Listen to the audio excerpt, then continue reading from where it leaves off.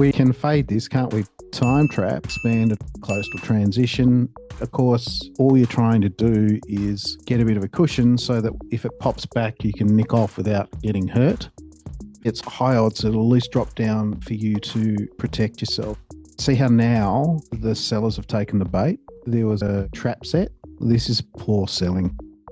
Why did the short opportunity even present itself to begin with? To get in shorts. Well, it's done that. So this is about the importance of narrative. Going short here and not going short here, but in fact going long. See how the narrative dictates what's going on here? Here you're getting out from a long opportunity. Here you're not getting in long, you're actually going short. So that's the importance of understanding the narrative and why I say it's not about trading patterns. Playbook trades are just a way to monetize understanding the narrative in a way that puts the odds in your favor. So you're entering when it's low risk to you and higher payout if it works versus if it doesn't, but mostly a chance not to get hurt, i.e. you go on side, get a bit of a cushion, and then if it goes against you, you're in a trade managing the risk from a position of strength.